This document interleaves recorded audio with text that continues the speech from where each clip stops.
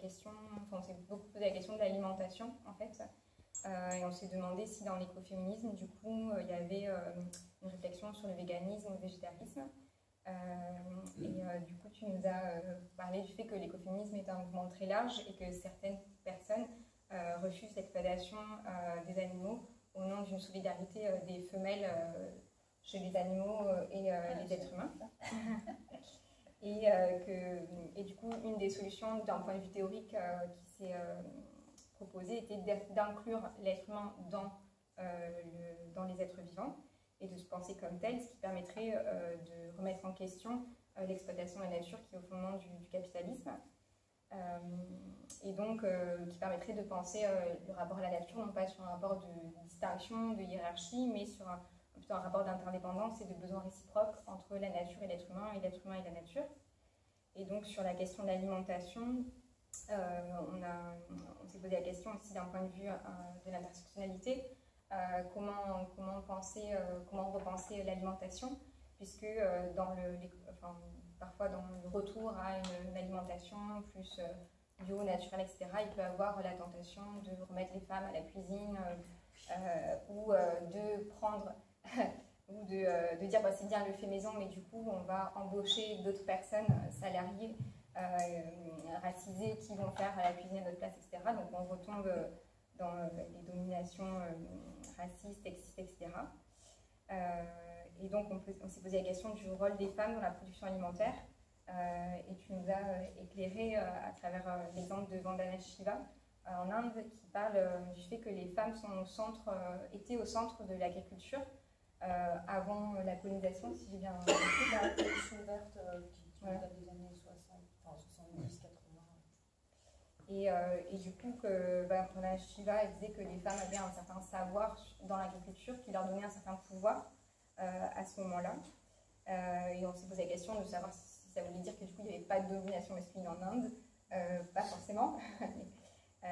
Et tu nous as aussi dit qu'il y avait des études ethnologiques et historiques qui montraient qu'à la préhistoire, 80% de la nourriture était végétale.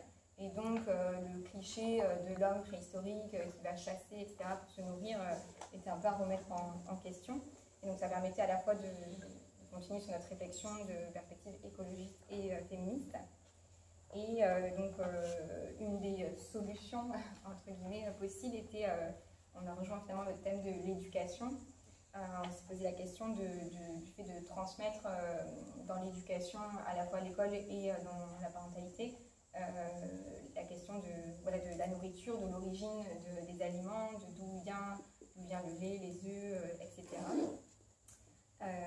Et s'est posé la question, du coup, au niveau de l'alimentation, d'un point de vue féministe, la question des injonctions à l'alimentation, et notamment des injonctions sexistes qu'il peut y avoir chez les femmes sur les régimes alimentaires. Et donc, on s'est posé la question de comment lier ces problématiques sociales, psychologiques, écologistes d'un point de vue écoféministe. Et donc, tu nous as rappelé que dans l'écoféminisme, il y avait toujours le fait de lier à la fois la question de l'émancipation féministe et l'écologie, ce qui interdisait d'un côté un féminisme libéral du type super, il y a une femme présidente, il y a des femmes au CAC 40 ou présidente de la République. Et ça interdisait aussi une écologie conservatrice qui dirait bon bah du coup il faut remettre les femmes au foyer pour qu'elles fassent la cuisine, on s'occupe de certaines tâches domestiques écologiques. On va les stériliser. L'interdiction du président libéral. Oui, voilà.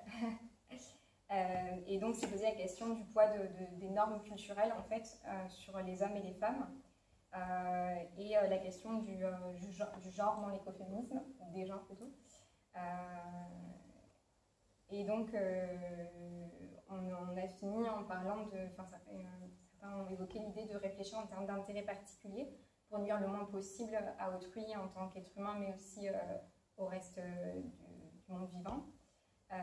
Et aussi la question d'articuler le personnel et le collectif. On a un peu fini sur ça, sur ce que tu nous demandais de réfléchir à des mesures programmatiques pour peut-être une candidate ou un candidat à la présidentielle ou un programme, etc. Et PEPS, pas forcément pour... Oui, j'ai pas tout suivi, et donc c'est la question, voilà, peut-être plus la question de la stratégie, la politique, en termes voilà, autogestion versus programme politique présidentiel, ou est-ce que ça s'oppose ou pas, est-ce que ça va ensemble? Mais on n'a pas vraiment fait de programme. Vous n'avez pas fait de programme pour la présidentielle.